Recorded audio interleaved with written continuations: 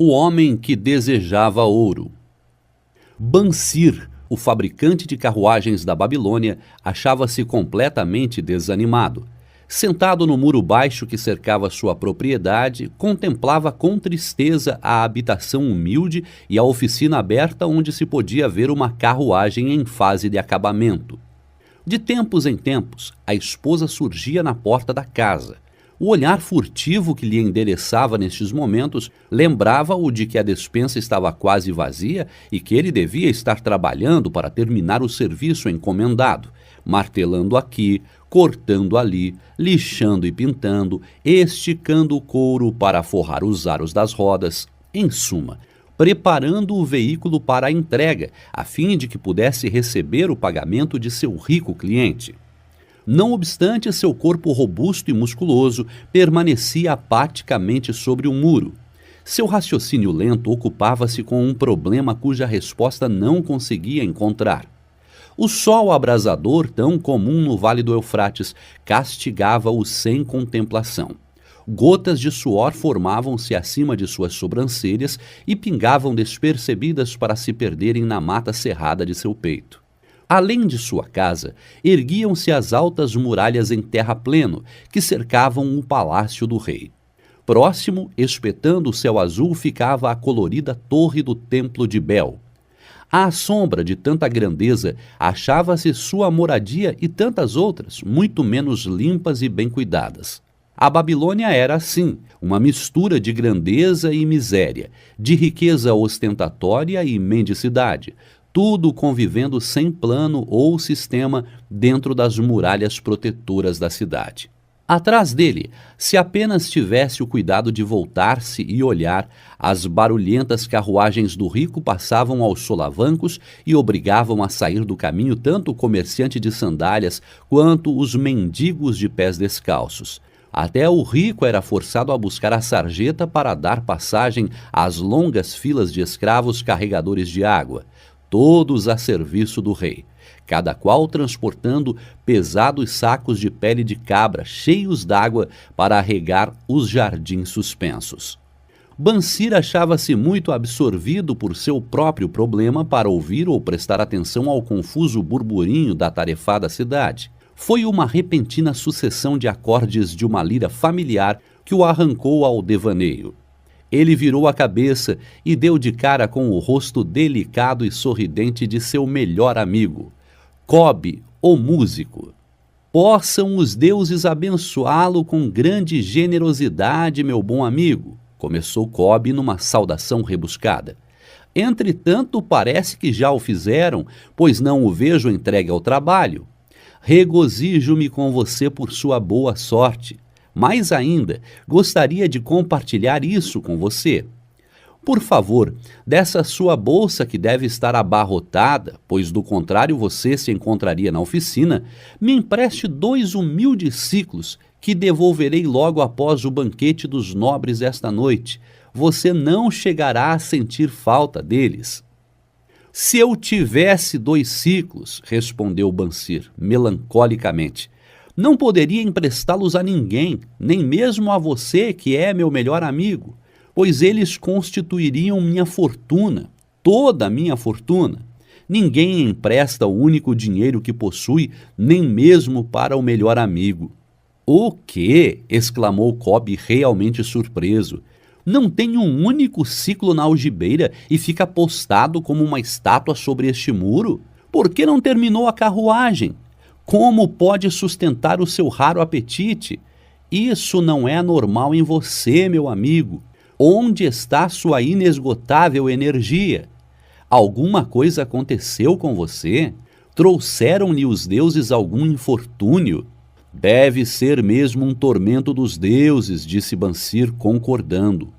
Tudo começou com um sonho sem sentido, onde me via como um homem de posses. De meu cinturão pendia um belo saco pesado de tanta moeda.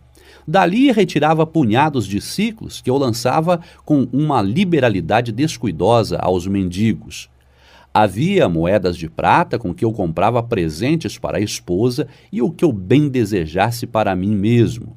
Havia moedas de ouro que me tranquilizavam quanto ao futuro e me deixavam sem medo de gastar à vontade as moedas de prata. Uma sensação magnífica de contentamento enchia o meu peito. Você não teria reconhecido seu velho e diligente amigo, como não teria reconhecido minha mulher, com suas faces saudavelmente rosadas e sem rugas. Ela era novamente a mocinha sorridente de nossos primeiros anos de casados. Um sonho agradável, sem dúvida, comentou Cobb. Mas por que deveriam essas sensações tão prazerosas deixá-lo apático e deprimido como agora? Por quê? Realmente, porque quando eu acordei e me lembrei de que não tinha um centavo sequer, um sentimento de revolta tomou conta de mim. Vamos conversar um pouco sobre isso, pois, como dizem os marinheiros, estamos no mesmo barco, nós dois. Quando meninos, fomos juntos aos sacerdotes do templo buscar sabedoria. Na juventude, divertimos-nos um bocado. Como homens feitos, mantivemo-nos amigos íntimos. Temos sido de algum modo súditos conformados. Temos nos contentado em trabalhar longas horas e gastar nossos ganhos livremente. Conseguimos muito dinheiro nos últimos anos, mas só em sonhos poderíamos conhecer as alegrias decorrentes da riqueza. Ora, não passamos de duas ovelhinhas pacatas.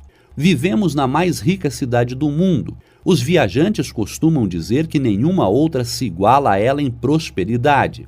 Tanta ostentação de riqueza nas nossas barbas, mas nós mesmos ficamos a ver navios.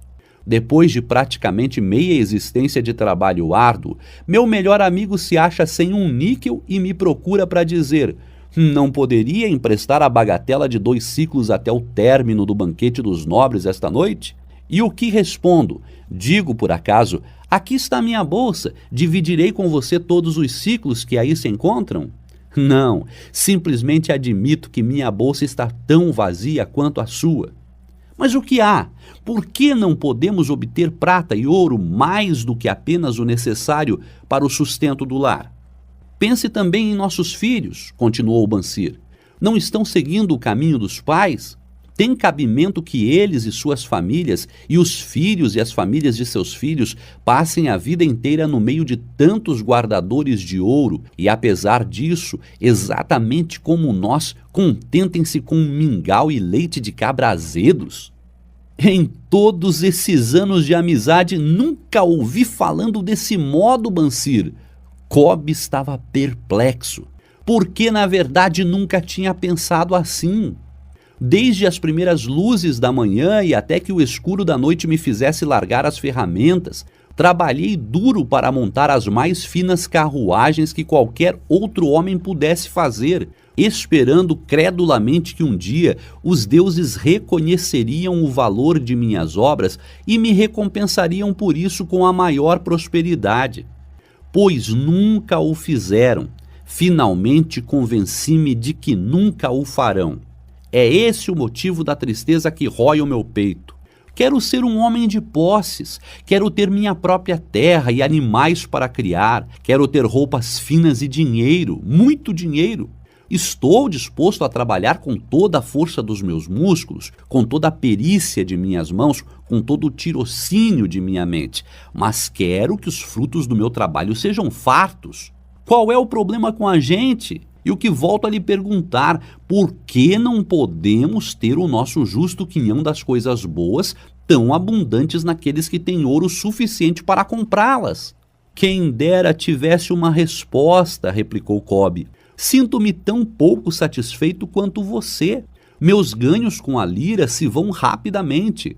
Muitas vezes tenho que inventar para que a família não passe fome. Além disso, venho há muito alimentando um profundo desejo de adquirir uma lira grande o bastante para que possa verdadeiramente tocar os acordes musicais que se multiplicam em minha mente.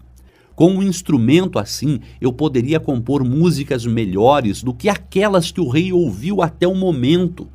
Com uma lira que você, sem qualquer favor, deveria ter.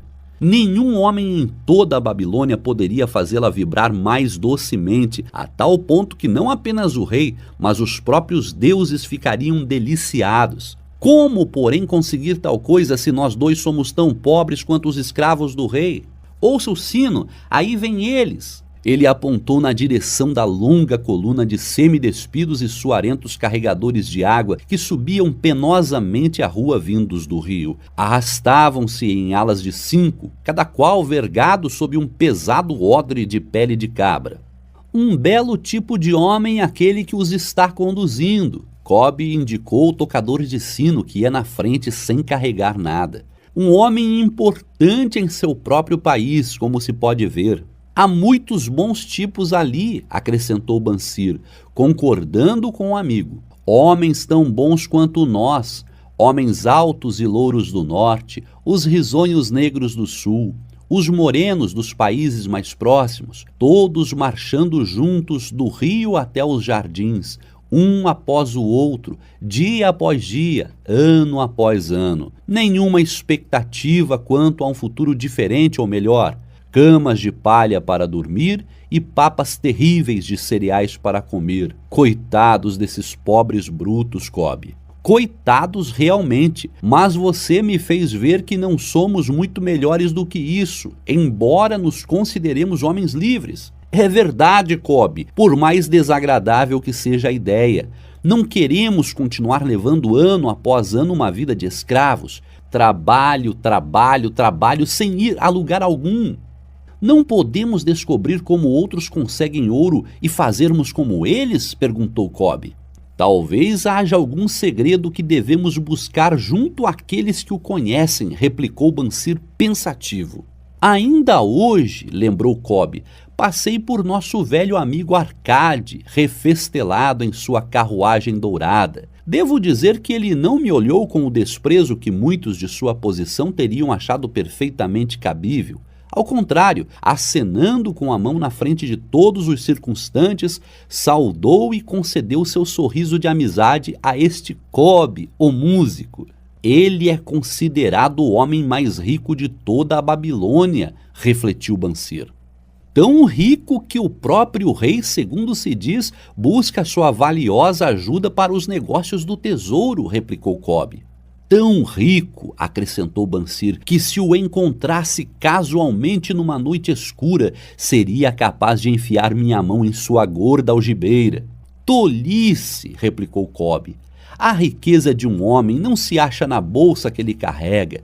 Uma bolsa gorda fica logo vazia se não houver um constante fluxo de ouro. Arcade tem rendimentos que conservam suas reservas sempre altas, por mais que seja a liberalidade com que gasta dinheiro. Rendimentos, essa é a questão, exclamou Bansir. Quero ter uma renda fluindo continuamente para minha bolsa, esteja eu sentado sobre o muro ou viajando em terras distantes. Arcade deve saber como um homem pode criar uma renda para si mesmo. Supõe que se trate de alguma coisa que ele poderia deixar claro para uma mente tão lenta como a minha. Parece que ele transmitiu seus conhecimentos ao filho, Nomansir, respondeu Cobb.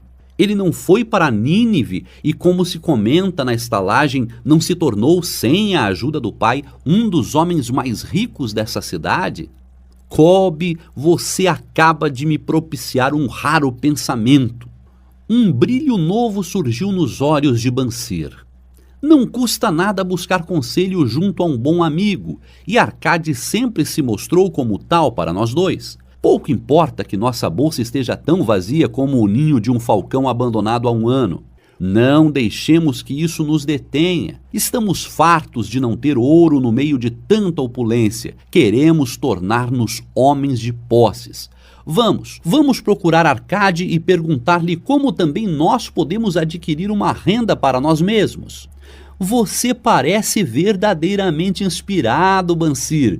Está me trazendo uma nova compreensão e me faz perceber por que nunca encontramos nenhuma quantidade de ouro.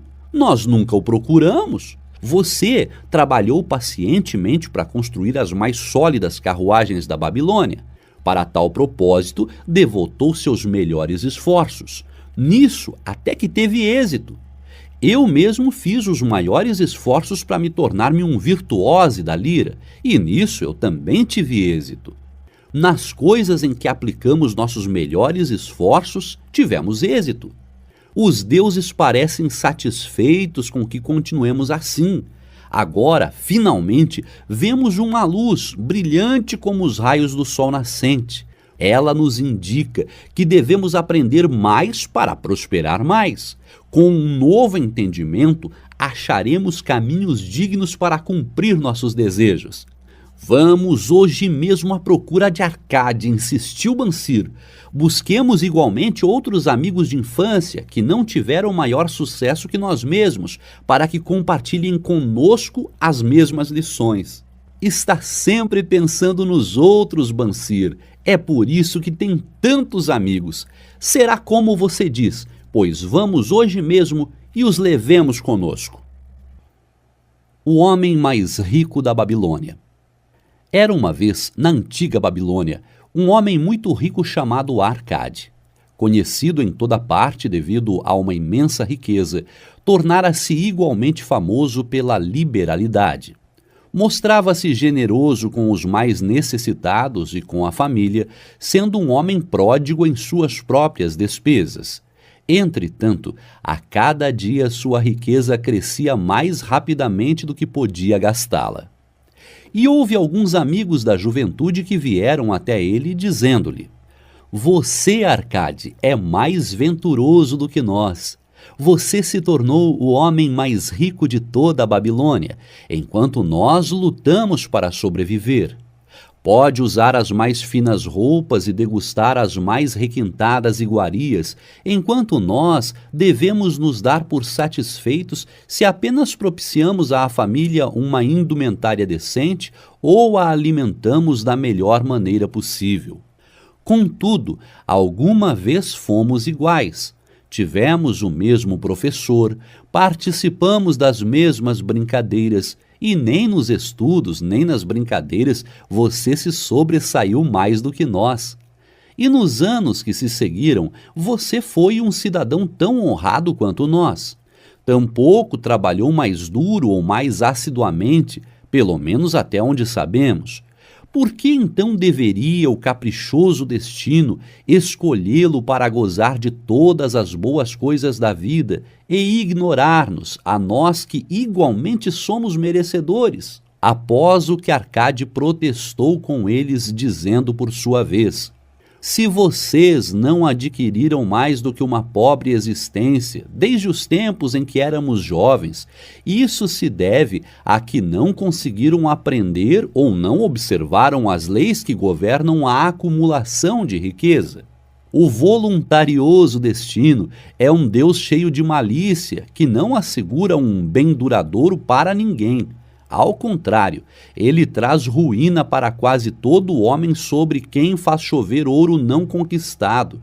Ele produz os gastadores libertinos, que logo dissipam tudo o que recebem e se deixam dominar pelos mais extravagantes apetites, que nem sempre podem satisfazer. Outros ainda, a quem esse caprichoso Deus favorece, tornam-se avarentos e entesouram sua riqueza, temendo despender o que têm por saberem que não são capazes de repô-lo. São, além disso, assediados pelo medo de roubo e acabam construindo para si mesmos uma vida de necessidades e secreta tristeza. Há provavelmente outros que conseguem dinheiro fácil e o aumentam, sem deixar de se sentirem felizes e abastados cidadãos, mas são tão poucos que só sei deles por ouvir dizer.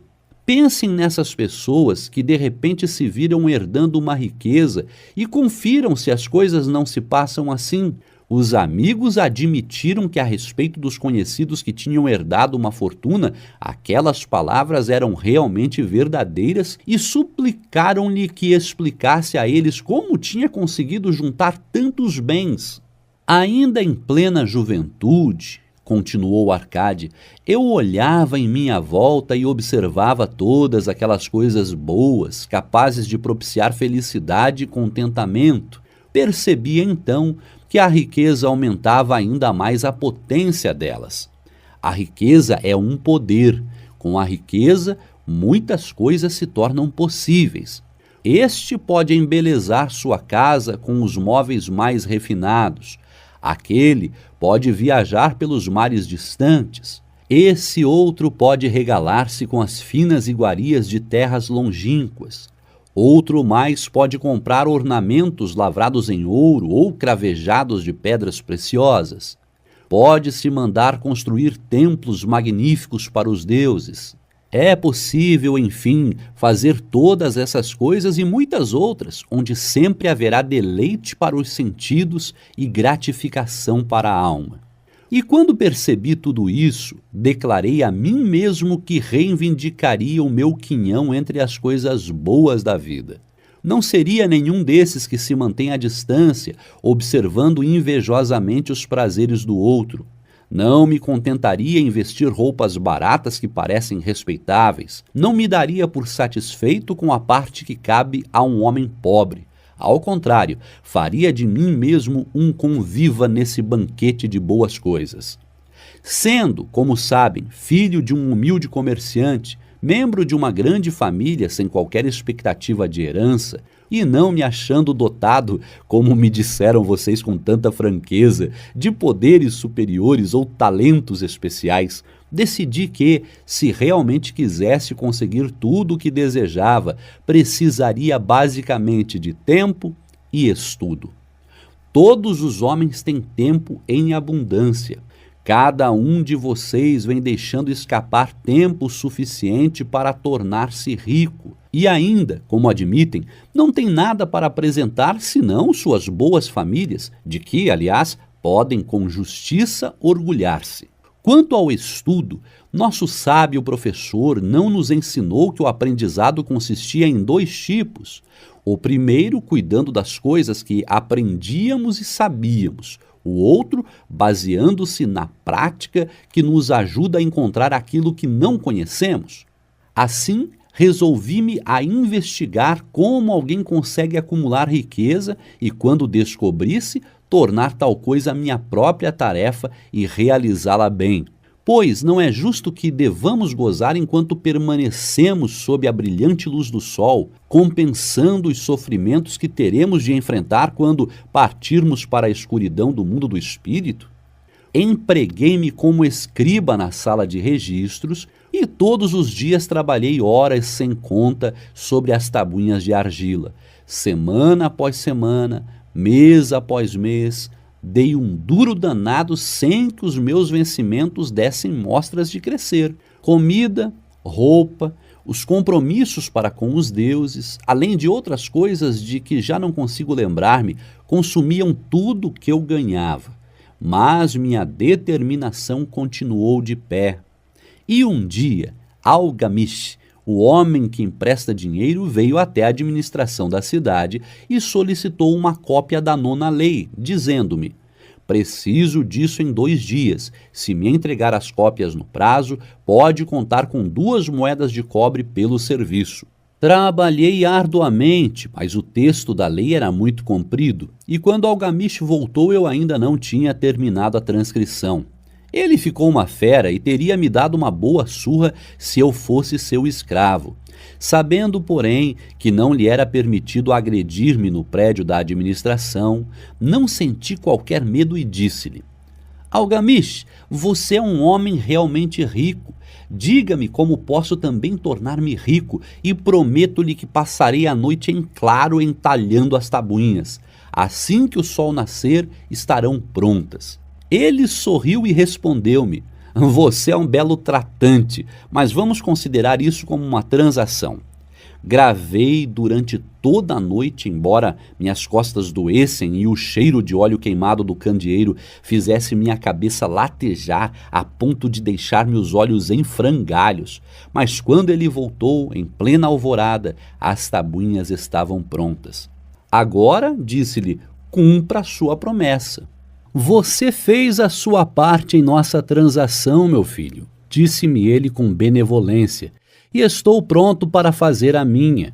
Vou lhe falar das coisas que deseja saber, porque estou envelhecendo, chegando à idade em que já não se consegue segurar a língua. E quando a juventude busca o conselho dos mais velhos, ela recebe a sabedoria dos anos. Muito frequentemente, porém, a juventude pensa que o idoso detém apenas a experiência dos dias que se foram e por isso não a aproveita. Lembre-se que o sol que brilha hoje é o sol que brilhou quando seu pai nasceu e que continuará brilhando quando seu último neto tiver passado para o mundo dos mortos. Os pensamentos da juventude, continuou ele, são luzes resplandecentes que brilham como meteoros que muitas vezes tornam o céu reluzente. Mas a experiência dos mais velhos assemelha-se às estrelas fixas que, sem mudar de lugar, auxiliam o marinheiro a orientar o seu curso. Guarde bem minhas palavras, pois do contrário deixará de assimilar a verdade do que lhe contarei e pensará ter sido em vão todo o trabalho que teve durante esta noite. Então ele me olhou com perspicácia por baixo das peludas sobrancelhas e disse num tom lento e energético: achei o caminho para a riqueza quando decidi que conservaria comigo uma parte de tudo que ganhasse, e assim fará você. E continuou me olhando com uma insistência que parecia ir ao fundo de minha alma, mas não disse mais nada. É tudo? Perguntei. Foi o suficiente para transformar o coração de um pastor de ovelhas no coração de um emprestador de dinheiro, replicou ele. Mas tudo que ganho não vem mesmo para o meu bolso? Perguntei. Nada mais falso, respondeu ele. Você não paga pelas roupas e pelas sandálias que usa? Não paga pelas coisas que come? Consegue viver na Babilônia sem fazer despesas? O que tem para apresentar do que recebeu no mês passado e de tudo quanto ganhou no último ano? Louco, você paga todo mundo menos a si mesmo. Idiota, está trabalhando para os outros. Bem melhor do que isso faz o escravo, que trabalha para o seu dono em troca de roupa e comida. Se guardasse para si mesmo 1/10 de tudo que ganha, quanto teria dentro de 10 anos? Meu conhecimento dos números não me desamparou e respondi: ora, o equivalente a 1 ano de trabalho. Pois está dizendo apenas meia verdade, retorquiu ele. Cada moeda de ouro que economizar é um escravo que pode trabalhar para você. Cada cobre que essa moeda produzir torna-se um filho apto a levantar mais fundos. Se quiser tornar-se rico, então tudo o que você economizar deve ser utilizado no sentido de proporcionar-lhe toda a abundância por que anseia.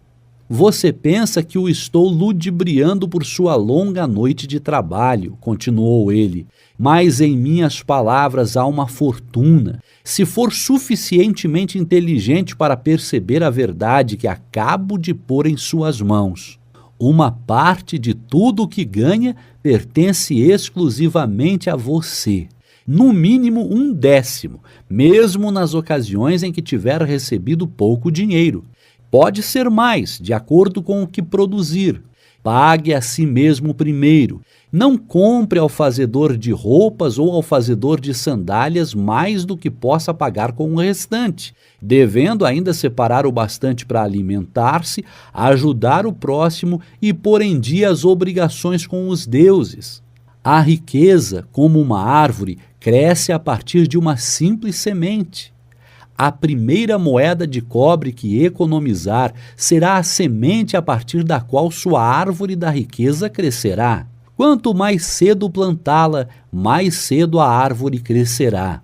E quanto mais fielmente alimentar e regar essa árvore com economias constantes, logo chegará o dia em que poderá abrigar-se em pleno contentamento embaixo de sua sombra. Tendo dito isso, pegou suas tabuinhas e foi embora. Pensei muito a respeito do que ele me dissera e suas palavras me pareceram razoáveis. Assim, decidi fazer a experiência. Sempre que recebia um pagamento, tirava e guardava 1 em cada 10 moedas de cobre. E estranho como possa parecer, não fiquei mais desprovido de fundos do que antes. Percebi pequena diferença quando comecei a me arranjar sem isso, mas frequentemente me via tentado, à medida que minha reserva crescia, a utilizá-la para adquirir as boas coisas que os mercadores ofereciam. Objetos trazidos por camelos e navios da terra dos fenícios. Prudentemente, porém, consegui refrear o impulso. 12 meses se tinham passado quando Algamish voltou a me procurar, dizendo-me: "E então, meu filho, pagou a si mesmo não menos de 1/10 sobre tudo quanto ganhou no ano passado?" Respondi todo orgulhoso: "Sem dúvida, mestre, foi exatamente o que fiz." "Ótimo", comentou abrindo um largo sorriso para mim. "E o que fez com essa reserva?" Entreguei-a a Asmur, o oleiro, que me disse estar viajando pelos mares distantes e que em Tiro compraria para mim joias valiosíssimas, só encontradas na Fenícia. Quando voltar, poderemos vendê-las a preço bem mais alto e dividiremos os lucros. "Bem, os loucos precisam mesmo aprender", rosnou ele. "Mas por que confiar nos conhecimentos de um oleiro sobre joias? Você procuraria o padeiro para colher informações sobre as estrelas?" "Não, por minha túnica, iria até um astrólogo, se pelo menos tivesse cabeça para pensar." "Suas economias se foram, meu jovem. Você arrancou sua árvore da riqueza pelas raízes. Contudo, plante outra, tente novamente, e da próxima vez em que precisar de conselhos sobre joias, corra até um ourives. Se quiser conhecer a fundo as ovelhas, procure o pastor que cuida delas. Conselho é uma coisa que se dá de graça, mas deve guardar consigo apenas o que lhe parece valioso.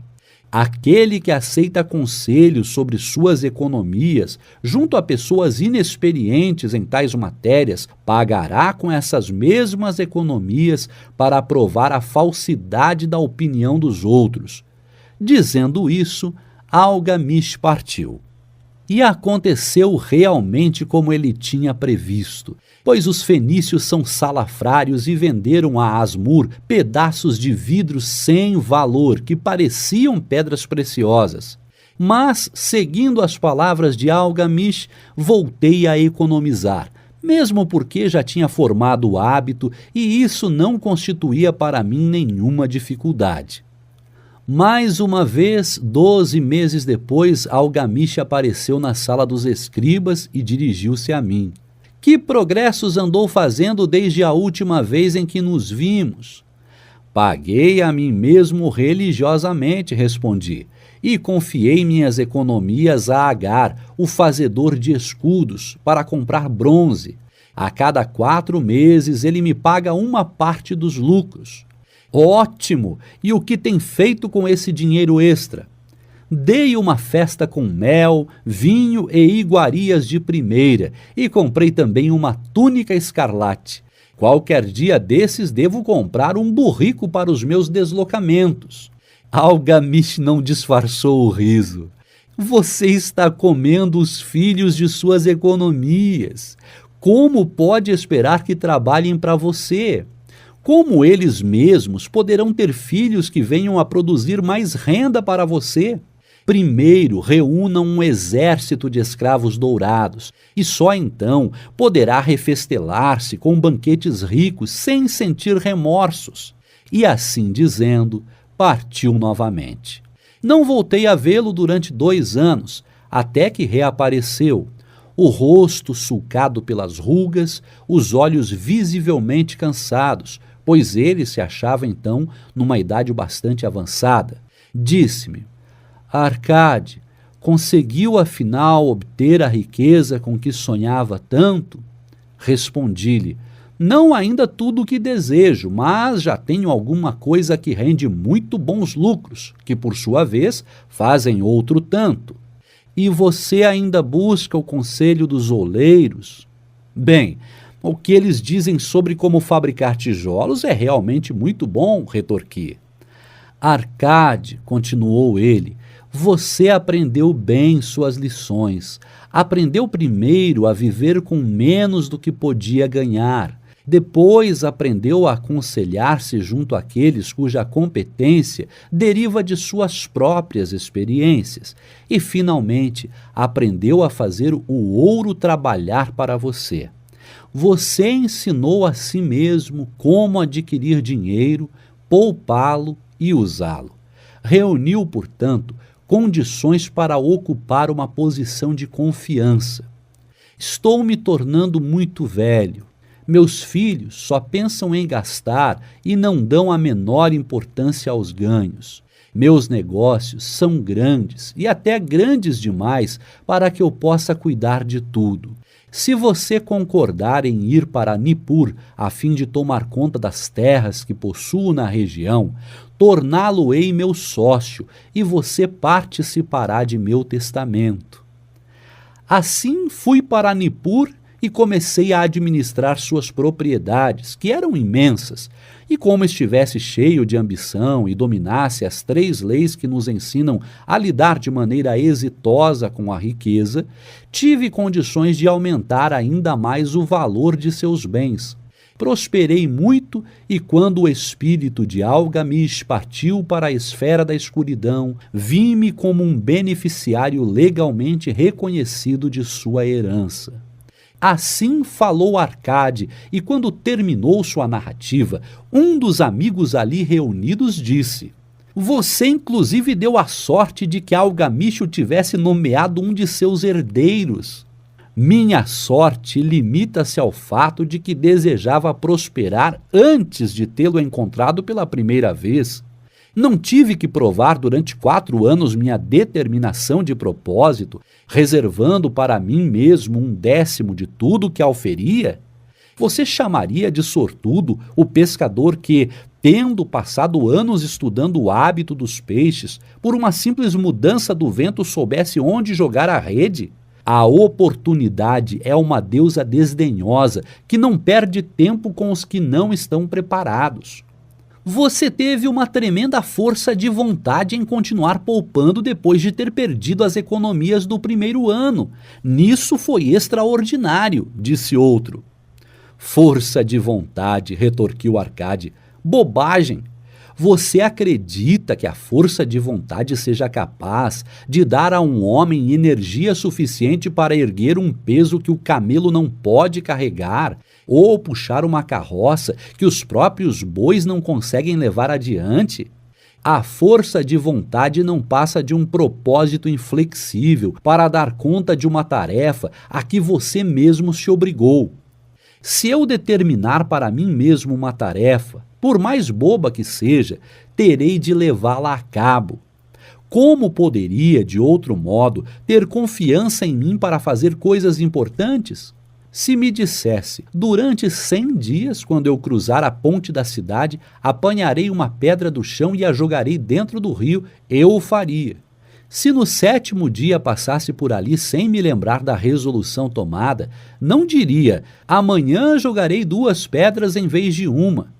Ao contrário, voltaria e atiraria a pedra ao rio. Tampouco seria capaz de me dizer lá pelo 20º dia, Arcade, isso não tem utilidade alguma. Que proveito tem para você atirar uma pedra ao rio todos os dias? Arremesse logo um bom número delas e acabe com isso. Não, também não conseguiria pensar desse modo. Quando me decido por uma tarefa, vou até o fim. Consequentemente, tomo muito cuidado para não começar tarefas difíceis e impraticáveis, porque tenho meu conforto íntimo em alta conta. Se o que diz é verdadeiro, aparteou um terceiro interlocutor, e parece, como afirmou razoável, sendo tão simples, se todos os homens o fizessem, não haveria bastante riqueza para todos. A riqueza cresce onde quer que os homens empreguem energia, replicou Arcade. Se um homem rico constrói um novo palácio para si, o ouro despendido vai embora? Não. O oleiro, o operário e o arquiteto participam desse ouro. E quem quer que trabalhe na obra participa dele. Mesmo depois de construído, o palácio não vale tudo quanto custou, e o terreno sobre o qual se ergue não passa a valer mais pelo próprio fato de abrigá-lo? E os terrenos circunvizinhos não se tornam igualmente valorizados?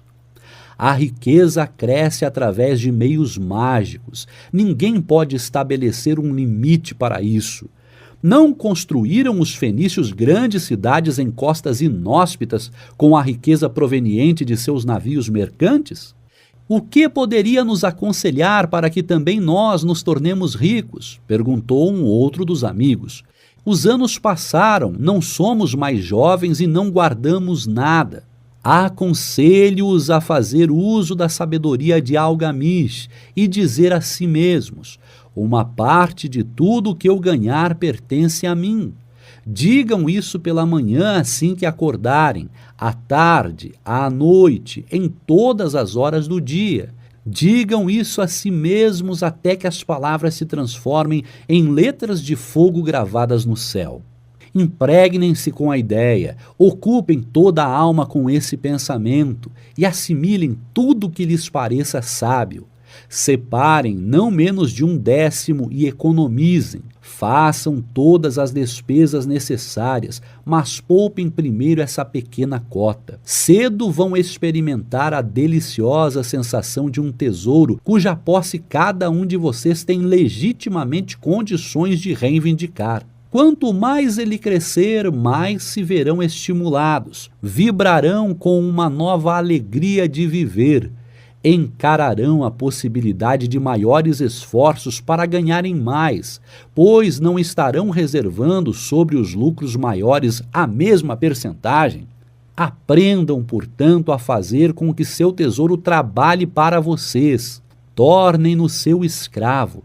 Façam seus filhos e os filhos de seus filhos trabalharem para vocês. Assegurem uma renda para o futuro. Olhem para os mais idosos e não esqueçam que dia virá em que também vocês estarão velhos. Por isso, invistam seu tesouro com toda a cautela do mundo. Taxas usurárias de retorno são sereias enganosas que cantam naturalmente, mas para lançar o incauto contra as rochas do desperdício e do remorso. Providenciem para que sua família não deseje que os deuses os chamem para o reino deles. É sempre possível garantir tal proteção com pequenos pagamentos a intervalos regulares. Por isso, o homem previdente não perde tempo esperando que apareça uma grande soma, a fim de utilizá-la em tão prudente propósito. Busquem o conselho dos homens sábios. Procurem informar-se com pessoas cujo trabalho cotidiano é o manuseio do dinheiro. Deixem que elas os protejam de erros como os que eu mesmo cometi ao entregar minhas economias a Asmur, o oleiro. Um retorno pequeno e certo é uma coisa mais desejável que o risco. Aproveitem a vida enquanto estiverem aqui. Não exagerem, nem tentem economizar demais. Se 1/10 de tudo que ganharem é o que vocês podem confortavelmente poupar, contentem-se com essa porção. Por outro lado, vivam de acordo com suas rendas e não sejam sovinas nem temerosos ao gastar. A vida é boa e rica, com coisas que valham a pena e causem prazer. Seus amigos agradeceram-lhe por aquelas palavras e se foram. Alguns mantiveram-se em silêncio, porque não tinham imaginação e não podiam entender. Outros mostraram-se sarcásticos, porque pensavam que um homem tão rico deveria compartilhar sua fortuna com velhos amigos menos afortunados. Um terceiro grupo, entretanto, parecia ter nos olhos uma nova luz. Perceberam que Algamish tinha voltado regularmente à sala dos escribas, porque estava observando um homem que, por seus próprios esforços, saía da escuridão para a luz. Quando esse homem achou a luz, um lugar esperava por ele. Ninguém podia ocupar esse lugar sem que pelos próprios esforços chegasse à compreensão, ou seja, até que estivesse pronto para a oportunidade. As pessoas desse terceiro grupo foram as únicas que, nos anos que se seguiram, continuaram visitando Arcade, que as recebia cheio de contentamento. Reunia-se com elas e transmitia-lhes de bom grado sua sabedoria, como gostam sempre de fazer os homens de grande experiência, e assistia-os quanto a investirem suas economias naquilo que trouxesse lucros com segurança, evitando que apostassem em coisas que não rendessem dividendos. O momento decisivo na vida desses homens ocorreu quando compreenderam a verdade que tinha passado de Algamish para Arcade e de Arcade para eles. Uma parte de todos os seus ganhos pertence exclusivamente a você.